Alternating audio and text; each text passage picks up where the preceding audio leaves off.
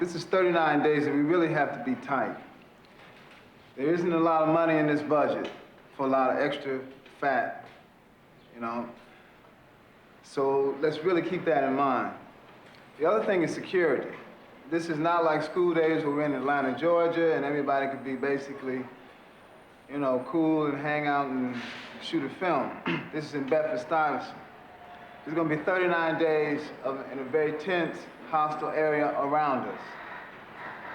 We have to be out there every day on our P's and Q's.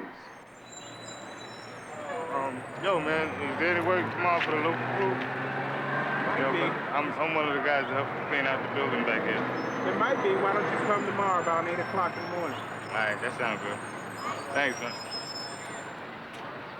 I think I would have been crucified to do a film about Bedford-Stuyvesant and not shoot it in Bed-Stuy. I mean, there's just something about reality that you can't mess with. Bed-Stuy, do or die. It's true. It's true. We do or we die. Sometimes we do and we still die. One thing, togetherness. Community's not together, not violent like they used to be. I heard a lot of beautiful things about the community. My family been here for 125 years. So we have seen the changes. My mother's, you know, when she came here, it was gas lights, carriages and horses. Her father. Yeah, well, in the shelter, you know, it's no good, right? They're taking care of you there. Out here in the street, I fend for myself, earn a living out here. You know, everybody I know that ever went to a shelter said, steal your clothes, might be laying there asleep, they cut your throat, you know, and like just the idea of all that, you know, and there's more drugs out there, you know, in shelters and whatnot than it is, you know, out here. I've been helping her through all of her ups and downs. I've been helping her, you know, to give her a little work to do so she can have spending money and money to buy food with. And I'm still trying to make her save 2 pennies, 3 pennies, whatever it is a day, you know.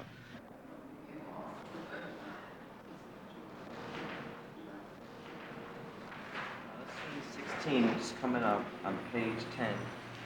Here we go. You're looking out your window and the man is OD. It's OD. You old drunk. What did I tell you about drinking in front of my stoop? Move on now, you're blocking my view. You're ugly enough. Don't stare at me. Ruby, you should really be like harder on it. Right away from the beginning. And then as the film goes on, we see you warming up. Yeah. Where at the end of the film, you're together. Right here, this is the first time you meet the both, you're like, You're really giving it to him. I can tell him. You old drunk. What did I tell you about drinking in front of my stoop? Move on, you're blocking my view.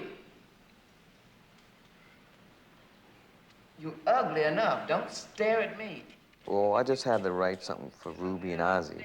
And I wrote something where their 45-year marriage would help everything else, and they would just draw upon that. You've been talking about me for the last 18 years.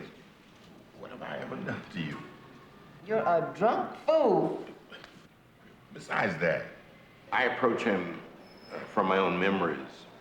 Growing up as a boy, as I did, in a small southern town, and watching old black men, some too old to work, some too sick to work, some just plain unemployed, sitting around at the railroad station.